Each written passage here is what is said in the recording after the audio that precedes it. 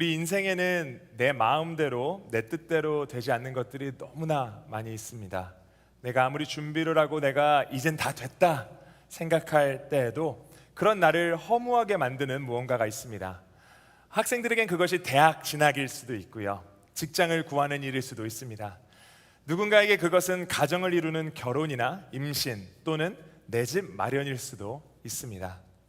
그리고 지금 이 시간 그 무엇보다 내 생각과 내 뜻대로 내 마음대로 잘 되지 않는 것이 자녀라고 생각하시는 분들이 분명히 계실 줄 압니다. 저는 어려서부터 좋은 남편, 좋은 아버지가 되고 싶었습니다. 이 자녀들과 운동도 하고 스포츠 경기도 보러 다니고 삶을 나눌 수 있는 그런 친구 같은 아빠, 언제나 아이들이 힘들고 지칠 때 기댈 수 있는 커다란 나무 같은 아빠가 되고 싶었습니다.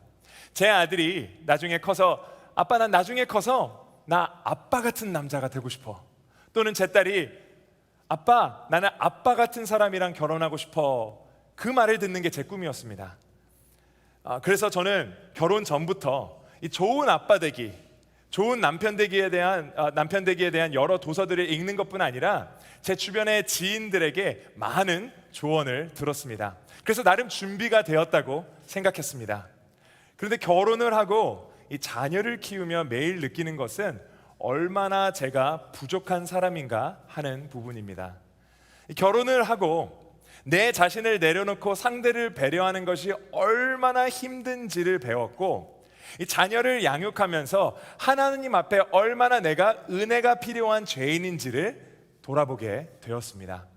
그리고 지금 바로 이 시간에도 하나님께서는 이 부족한 저를 목회자이고 아버지이고 남편이기 전에 하나님의 자녀로 빚어나가고 계십니다. 그래서 오늘 말씀의 핵심 주제는 이것입니다. 자녀 양육 전 내가 먼저 하나님 앞에 양육되어져야 합니다. 자녀 양육 전 내가 먼저 하나님의 자녀로 하나님 앞에 양육이 되는 것이 필요합니다. 오늘 주제가 자녀이다 보니 말씀 듣기 전 미리부터 마음을 닫아버리시는 분들이 계실지도 모르겠습니다. 하지만 오늘 이 주제를 놓고 스스로 돌아보는 시간을 우리 모두가 갖기를 원합니다. 우리 중에는 아직 자녀가 없으신 분들도 계시고, 또 나의 자녀가 너무나 성장해버려서 이제 이 주제는 내가 좀 공감을 하기 힘들다라고 생각하시는 분들이 계실 수도 있습니다. 하지만 우리 모두는 누군가의 자녀입니다. 그리고 궁극적으로 예수 그리스도 안에서 신앙 고백을 한 사람들은 하나님의 자녀들입니다. 또한 오늘 말씀 가운데 이 나의 육적인 자녀가 아니더라도 나의 삶 가운데 나의 뜻대로 되지 않는 것들, 여러 가지 요소들을 생각해 볼 수도 있습니다. 그리고 이 모든 과정, 이 힘든 시간이 하나님께서 우리로 하여금 너 한번 고생해봐라 이게 아니라 하나님을 더 닮아가기 원하신다는 것도 오늘 이 시간 함께 나누도록 하겠습니다. 오늘 본문은 모세가 이스라엘 백성들에게 들으라라고 하고 시작을 하는데, 이 들으라는 히브리어로 쉐마라고 하는 우리가 잘 아는 쉐마입니다.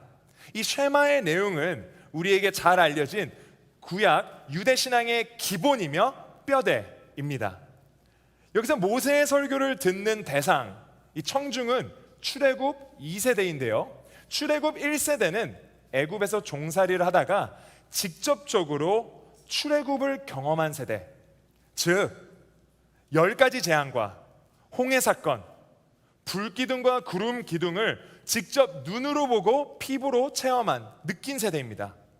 그리고 출애굽 2세대는 이 광야 세대로서 광야에서 태어나 가나안에 들어가기까지 여러 번의 전쟁을 치른 세대입니다. 그들은 그들의 눈으로 홍해가 갈라지는 것 같은 이 하나님의 직접적인 기적은 체험하지 못했지만 1세대, 출애굽 1세대 어른들에게 이 이야기를 전해 들었습니다. 너희 하나님이 우리를 어떻게 인도하셨는지 아느냐? 하나님이 우리에게 어떤 은혜를 주셨는지 아느냐? 이 메시지를 듣고 자란 이들이 오늘 모세의 이야기를 듣고 있는 출애굽 2세대입니다. 그리고 출애굽 3세대는 이 가나안 세대로 약속의 땅 가나안에 들어가 이제 안정을 취한 세대입니다. 가나안 땅에서 평안하고 안정을 취하다 보니 이 세대의 문제점이 무엇입니까? 가나안 지역 원주민들과 어울리며 우상을 섬기게 되었습니다. 어떠한 신앙의 중심도 없이 세상의 문화가 이 이스라엘의 삶 가운데 스며들었습니다. 이 쉐마의 강조점이 두 가지인데요, 하나님만을 유일한 하나님으로 인정하며 또한 하나님을 온 마음과 정성을 다해 사랑하라는 것입니다. 그런데 결국 이스라엘은 2세대에서 3세대로 전해지는 이 미션, 쉐마의 미션을 실패하고 맙니다. 그런데 이 모세의 부르짖음, 이 쉐마의 메시지는 우리 형제교회에게도 지금 이 시간 동일하게 선포되어져야 합니다. 하나님께서는 우리 형제교회에게 들으라 쉐마라고 하시며 중심 잃은 우리 다음 세대, 우리 자녀들, 어떠한 삶의 열정과 목표도 없이 살아가는 우리 자녀들을 우리가 어떻게 하나님 안에서 영적으로 올바르게 양육해야 하는지를 가르쳐주고 있습니다. 오늘 제가 나누기 원하는 첫 번째는 이것입니다. 내가 할 수 없음을 인정할 때 하나님께서 역사하십니다. 내가 할 수 없음을, 내가 능력이 없음을, 내 힘으로 안 되는 것을 인정할 때 하나님께서 역사하기 시작하십니다. 많은 시간 우리는 우리의 능력으로, 우리의 경험으로, 우리의 지식으로 자녀를 양육하려고 합니다. 그런데 우리의 경험과 지식을 앞세워도 실패를 거듭하는 것이 이제 자녀 양육인 것이죠. 현재 제 셋째가 이제 미운 2살, terrible 2 스테이지인데요. 제가 첫째도 키워보고 둘째도 키워봤으니 이제 익숙할 만하고 이 육아의 전문가가 되어 있어야 하는데 그 아이가 너무 어렵습니다. 나의 경험도 나의 지식도 적용이 안 될 때가 너무 많이 있습니다. 가끔 제 아내가 제가 아이들을 양육하는, 제 방식대로 양육하고 훈육하는 것을 보면서 이 한 텔레비전 프로그램에 자녀 양육의 대가로 알려진 이 박사님의 조언을 전달해 줄 때가 있습니다. 내가 이 프로그램을 봤는데 여보 그렇게 말하면 안 된다고 하더라, 이렇게 하고 저렇게 해야 된대. 그러면 그 조언을 들은 저의 반응은 보통 이렇습니다. 제가 그래도 목회자 아닙니까? 성경의 권위에, 이 성경 말씀의 권위를 갖고 지혜의 책 잠언의 말씀을 인용합니다. 잠언 23장 13절 뭐라고 말씀합니까? 아이에게 회초리를 아끼지 말라, 매질한다고 죽지는 않는다. 아멘이십니까? 웃으시라고 해드린 이야기입니다. 가끔 제 아내가 그 박사님의 조언을 인용하면 저는 속이 뒤틀려서 비꼬는 말투로, 많은 남편분들이 동의를 하시는 것 같은데요, 이렇게 이야기합니다. 그분 애는 얼마나 잘 컸대? 그건 상황과 환경에 따라 다른 거야. 우리 아이는 지금 이게 필요해. 그렇게 말하면서 못난 제 자존심을 내세울 때가 너무나 많습니다. 내가 분명히 잘못한 걸 알고 아이들에게 상처를 준 것을 알면서도 인정하지 아니하는 부끄러운 제 자아가 제 안 깊숙이 살아 숨쉬고 있는 것입니다. 미국에서 가정사역과 상담으로 저명한 목회자 폴 데이비드 트립은 그의 책 페런팅에서 이렇게 이야기합니다. 자녀 양육은 내 자녀를 바꾸기 위하여 나의 힘을 앞세우는 것이 아니라 나의 자녀를 위하여 역사하시는 하나님의 일에 겸손하고 신실하게 참여하는 것이다. 즉 우리 능력으로 할 수 없다는 것을 처절하게 깨닫고 신실하게 하나님께서 일하심을 믿는 것, 그 일에 참여하고 동참하는 것, 그것이 좋은 자녀 양육의 시작이자 핵심입니다. 오늘 6절에 모세가 이스라엘에게 오늘 내가 내게 명하는 이 말씀을 너는 마음에 새기라 라고 합니다. 그 말씀이 얼마나 중요한지 우리 마음 가운데 새기라, 또 자녀에게 부지런히 가르치며 언제든지 그 말씀을 강론하라고 도전합니다. 그렇다면 모세가 그토록 강조하는 이 말씀은 무엇일까요? 오늘 본문 4절과 5절에 그 비밀이 있습니다. 우리 하나님 여호와는 오직 유일한 하나님이시니 너는 마음을 다하고 뜻을 다하고 힘을 다하여 내 하나님 여호와를 사랑하라. 이 자녀 양육에서 우리가 어려움을 겪는 이유는 우리 노력대로 우리 스스로가 삶의 주인이 되어서 나의 힘과 능력을 의지하기 때문입니다. 하지만 진정한 자녀 양육은 먼저 하나님께서 하나님 되심을 인정하고 하나님께 모든 능력이 있음을 인정하고 나의 온 마음을 다하여 그 하나님을 사랑하고 경배하며 그 하나님께서 이미 일하고 계신 그 역사에 동참하는 것입니다. 하나님보다 앞서 나가지 않는 것입니다. 미국 남침례교단의 러셀 모어 교수는 우리가 우리의 무능을 인정하기 어려운 이유는 우리들의 자녀가 우리를 겸손의 자리로 이끌기 때문이다 라고 말씀했습니다. 자녀를 키우다 보면 내 자신이 얼마나 부족한지를 깨닫게 됩니다. 자녀들을 통해 겸손의 자리로 나아가는 것이죠.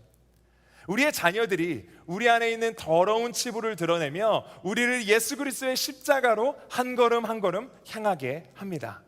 왜냐하면 우리의 자녀들은 우리를 대적하는 적과 말과 병거가 아니라 우리가 하나님만을 의지하도록, 우리가 하나님 앞에 너무나 작아지도록 하나님만을 믿고 의지하도록 만드는 하나님의 직접적인 도구이기 때문입니다. 투명한 유리병 안에 우리가 이 길거리에서 볼 수 있는 흙을 집어다 넣습니다. 그리고 그 유리병 안에 물을 채워 넣습니다. 그러면 그 유리병에 있는 물이 어떻게 될까요?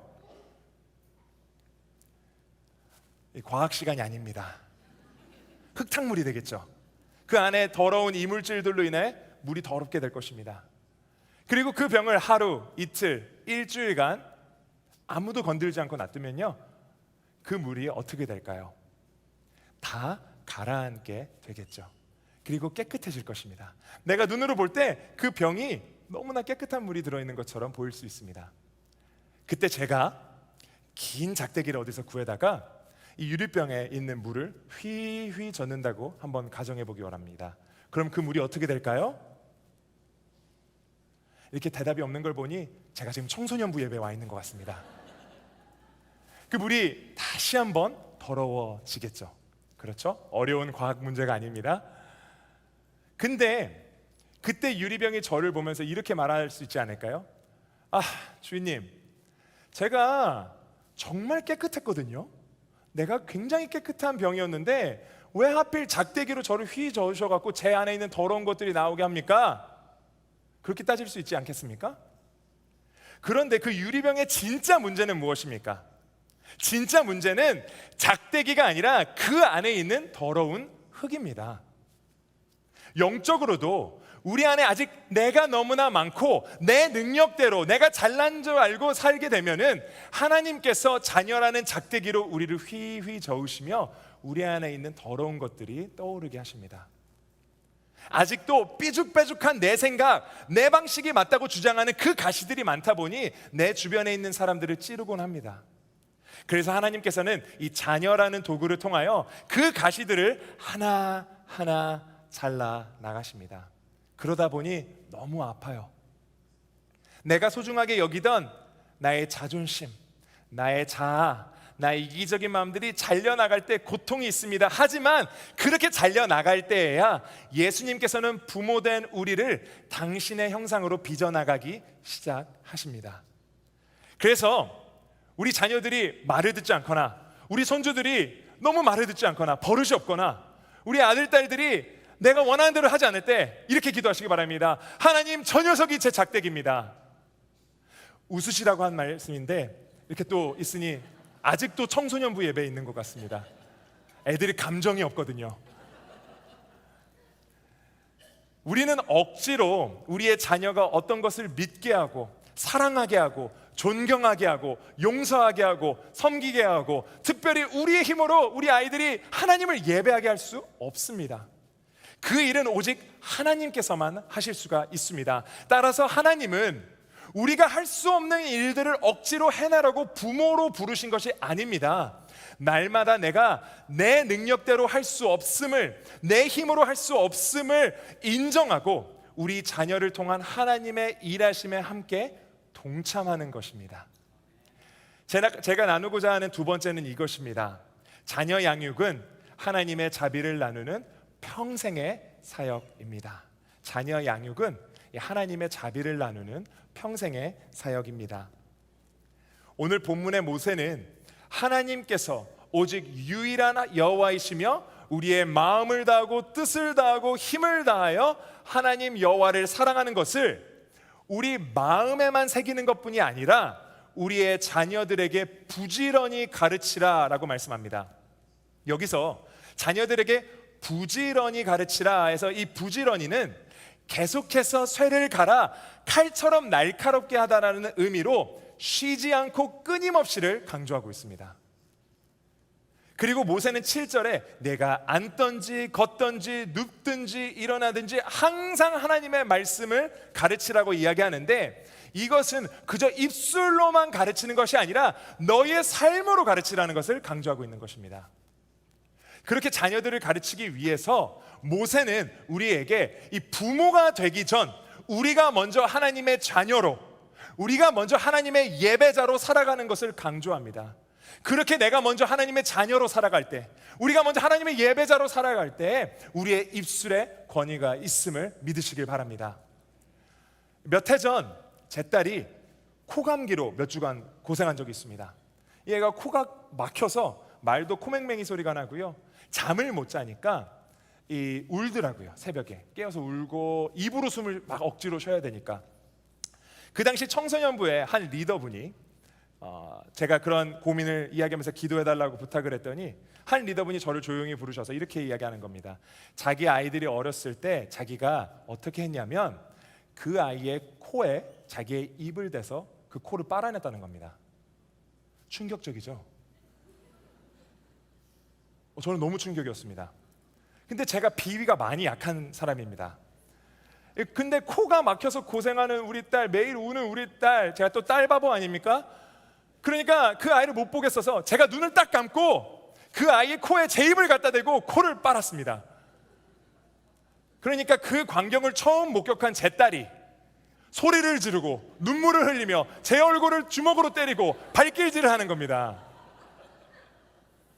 아빠가 미쳤어. 그리고 저는 아무리 노력을 해도 그 코가 잘 시원하게 뚫리지가 않더라고요. 그리고 바로 다음 주일 제가 교회 가서 그 장로님께, 리더분께 얘기했습니다. 너무 힘들었습니다. 저 얼굴은 멍투성이가 되어 있었어요. 그리고 이게 너무 빠는 게 힘들더라고요. 그리고 그 아이 콧물이 제 입에 들어올 때 저 토하는 줄 알았습니다. 근데 그 장로님이 크게 웃으시면서 정말 그걸 했냐는 겁니다. 너무 당황했습니다.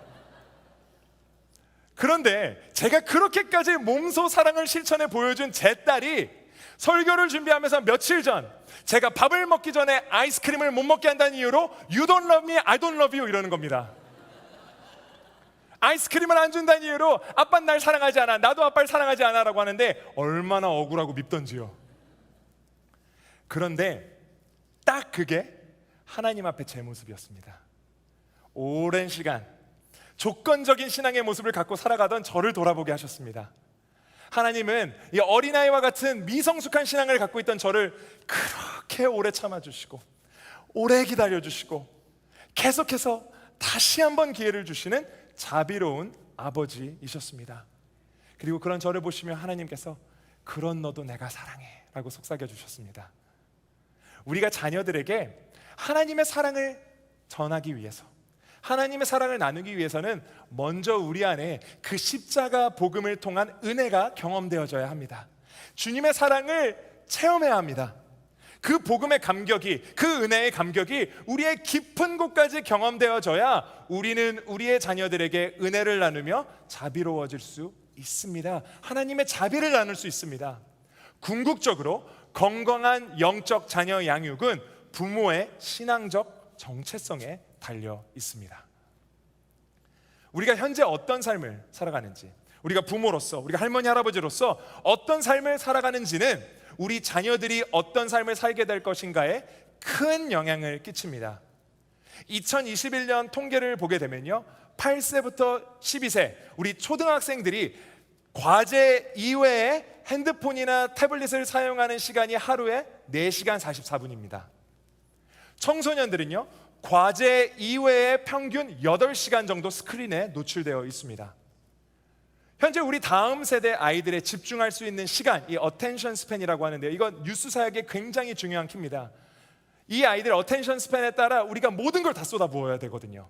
그 처음 몇 분, 몇 초가 너무 중요합니다. 근데 우리 아이들이 집중할 수 있는 시간이 어텐션 스팬이 8초입니다. 동물의 왕국에서 가장 어텐션 스팬이 짧은 금붕어가 9초입니다. 그래서 저희 아이들이 8초예요. 그런데 충격적인 것은 이 부모의 스크린 사용이 길면 길수록 자녀들의 스크린 중독 가능성이 월등히 높아진다는 수치가 나왔다는 것입니다. 충격적이지만 통계적으로 우리 어른들이 하루 평균 2600번 스크린을 본다고 합니다.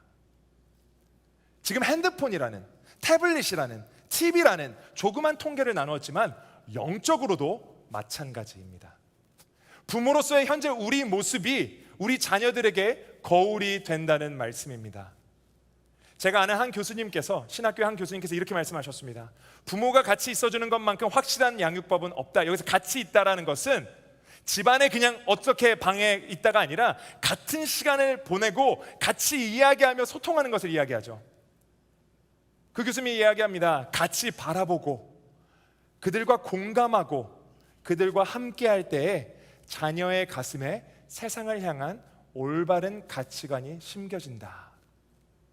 우리 가정 가운데 예배가 시작되기 원하십니까? 우리가 먼저 하나님 앞에 예배자가 되어야 합니다.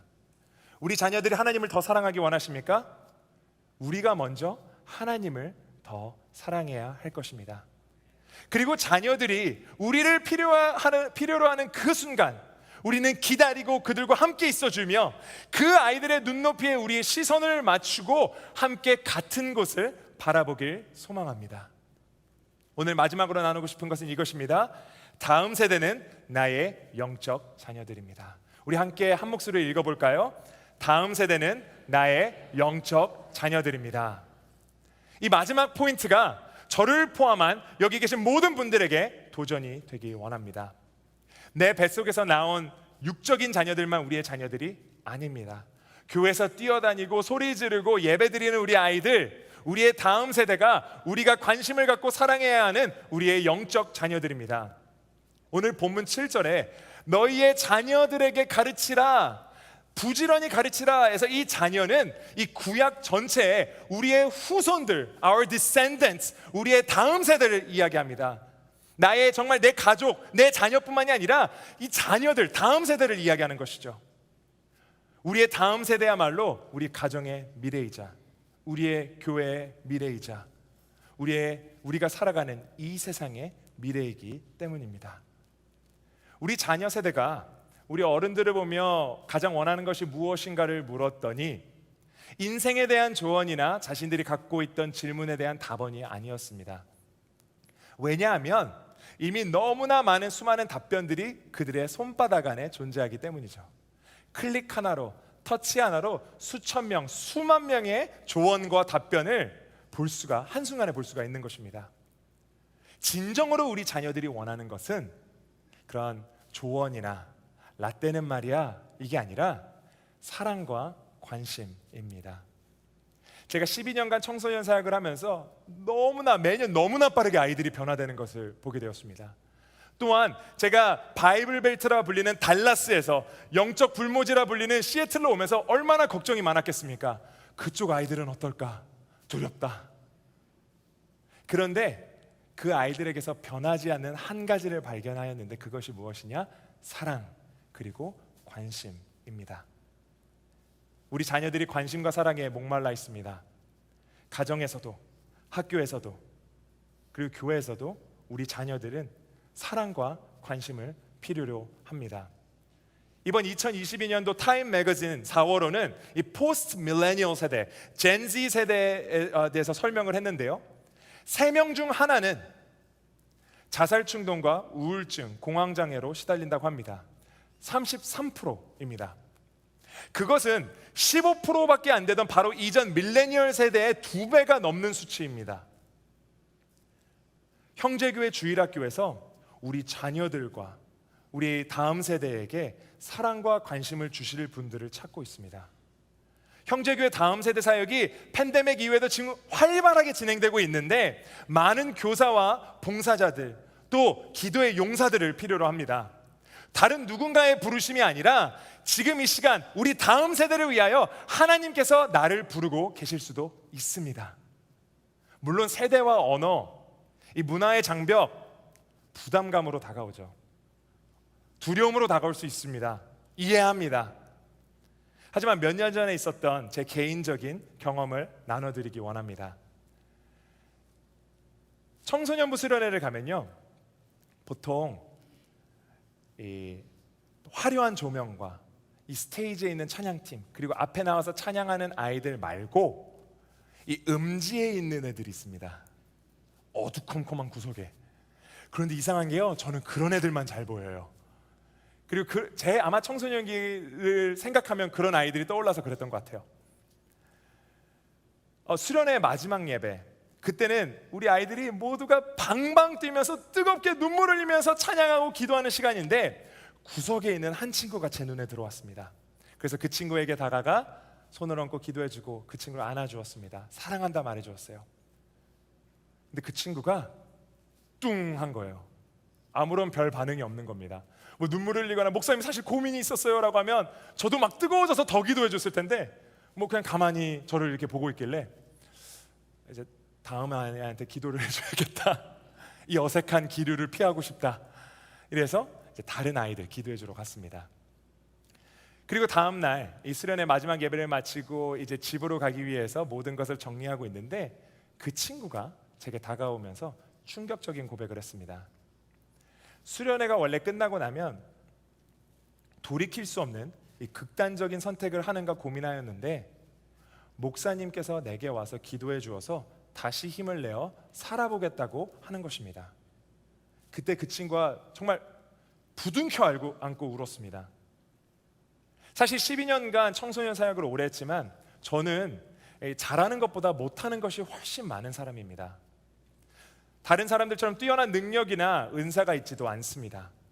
하지만 하나님께서 이 부족한 그릇을 사용하셔서 한 영혼의 어두운 삶 가운데 빛을 보게 하셨습니다. 그리고 그 빛은 휘황찬란한 이런 화려한 빛이 아니었습니다. 거창한 빛이 아니었습니다.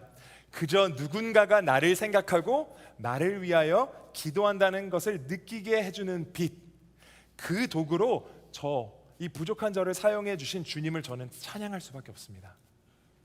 우리 형제교회는 너무나 귀한 다음 세대 사역들이 있습니다.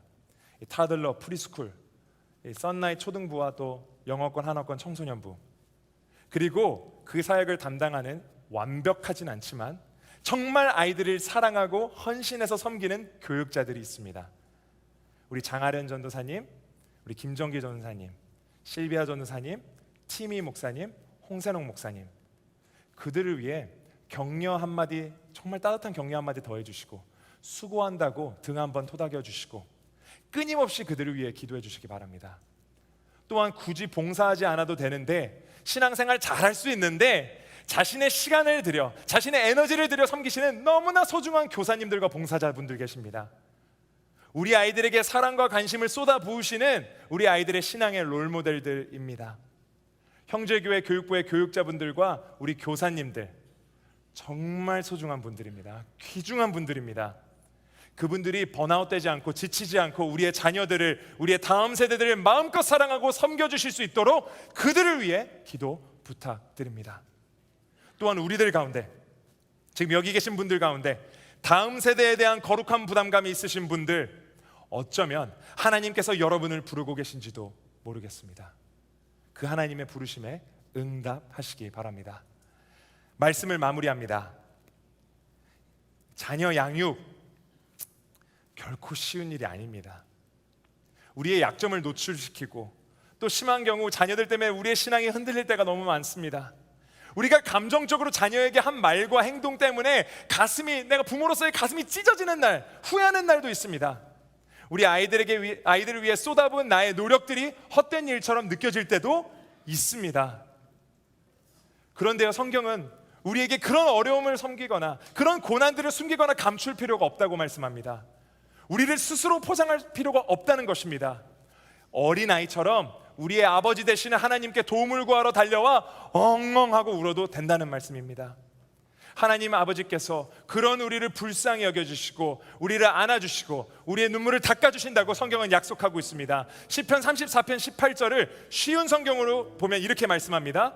여호와는 마음이 상한 사람 곁에 계시고 낙심한 사람들을 붙들어 주신다. 오늘 아버지 되시는 하나님을 의지하며 위로받으시길 소망합니다. 오늘 말씀을 준비하면서 제가 대학생 때 이 청소년 사역의 부흥을 꿈꾸며 기대하던 그때 너무나 눈물 흘리며 불렀던 찬양이 한 곡이 떠올랐습니다. 그 찬양의 가사가 역대하 7장의 말씀인데요, 역대하 7장 14절로 16절은 이렇게 말씀합니다. 내 이름으로 일컫는 내 백성이 그들의 악한 길에서 떠나 스스로 낮추고 기도하여 내 얼굴을 찾으면 내가 하늘에서 듣고 그들의 죄를 사하고 그들의 땅을 고칠지라. 이제 이곳에서 하는 기도에 내가 눈을 들고 귀를 기울이리니 이는 내가 이미 이 성전을 택하고 거룩하게 하여 내 이름을 여기에 영원히 있게 하였음이니라. 내 눈과 내 마음이 항상 여기에 있으리라. 아멘. 이 말씀은 성전을 짓고 난 솔로몬에게 솔로몬, 내가 기도하고 나의 얼굴을 찾으면 너의 아버지 다윗을 축복한 것 같이 너와 너의 자녀와 너의 후손들을 내가 축복할 것이다 라는 하나님의 약속이었습니다. 이것이 우리의 믿음의 고백이 되어질 때 하나님께서 우리의 가정을 고치시며 우리의 교회를 회복하시며 우리 자녀들이 살아갈 이 땅 가운데 다시 한번 부흥이 경험되어지게 할 것입니다. 우리 그 간절함을 갖고 함께 찬양하며 나아가도록 하겠습니다.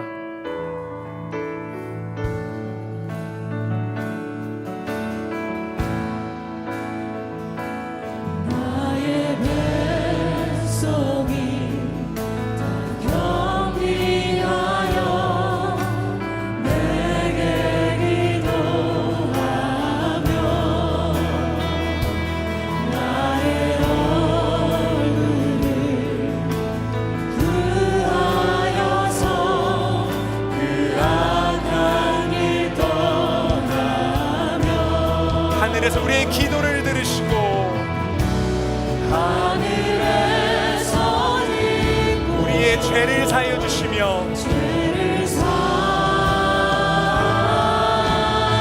우리의 자녀들이 살아갈 그 땅을 고치리라. 그의 땅을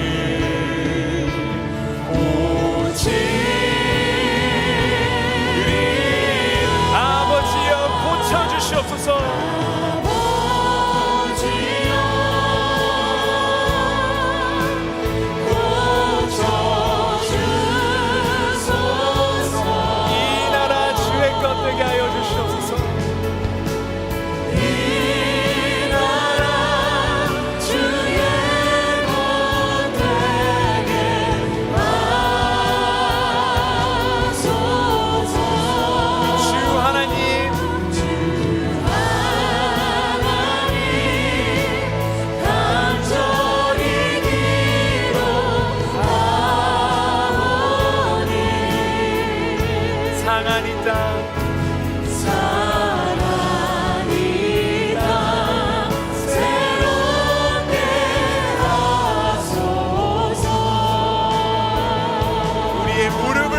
다 겸비하여 무릎 꿇고 다 겸비하여 주께 기도하리.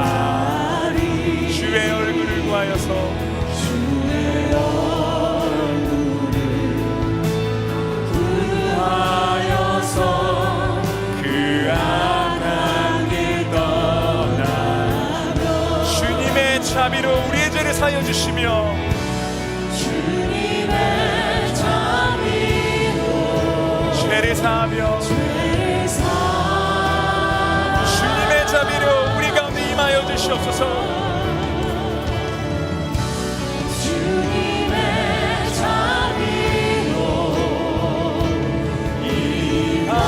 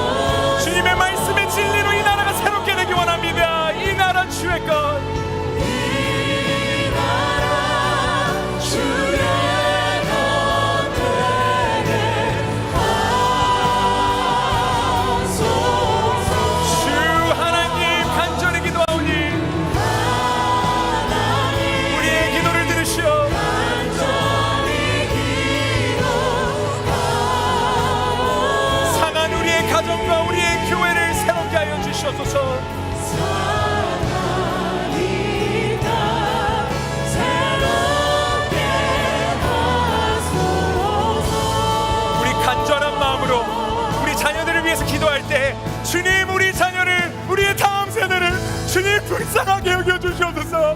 그들에게 은혜로 허락하여 주시옵소서. 다음 세대 가운데 부흥의 물길이 타오르게 하여 주시옵소서. 우리 주여 한번 부르짖고 간절한 마음으로 기도하며 나가겠습니다. 주여, 아버지 함께 해주시옵소서. 우리 아이를 주님 불쌍히 여겨 주시옵소서. 주님 그들에게 은혜로 허락하여 주시옵소서. 주님 우리 다음 세대 가운데 다시 한번 부흥의 물길이 타오르게 하여 주시옵소서. 주님 우리 아이들 삶의 희망과 소망을 입고 가는 아이들에게 주님의 사랑을 가르쳐 주시옵소서. 십자가 목자가 난 손길 예수 그리스도의 손길을 발견하게 하여 주시옵소서. 우리 아이들 힘을 얻게 하여 주시옵소서. 회복되게 하여 주시옵소서. 은혜를 허락하여 주시옵소서. 복음의 능력을 경험하게 하여 주시옵소서. 우리 다시 한번 간절한 심령을 차릴 때 다 같이 일어나서 우리 두 손 들고 함께 찬양합니다. 아버지여, 주여 역사하여 주시옵소서.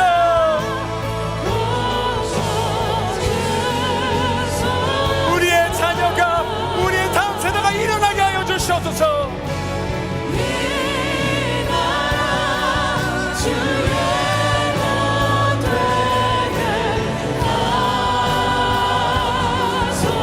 주님 우리의 간절한 기도를 들어주시옵소서.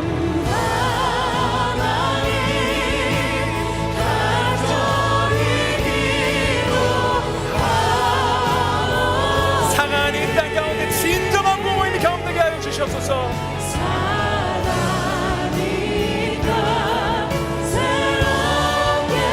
우리 전신다의 마지막으로 한번 다시 부르겠습니다. 아버지여 고쳐주소서.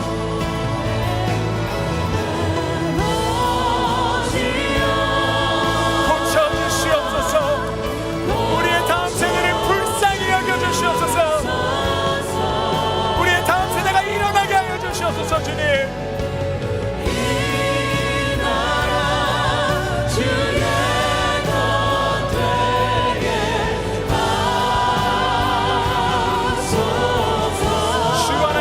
간절히 기도합니다.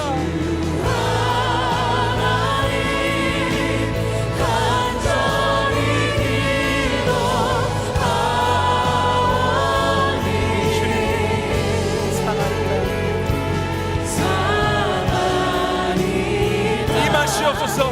역사하여 주시옵소서.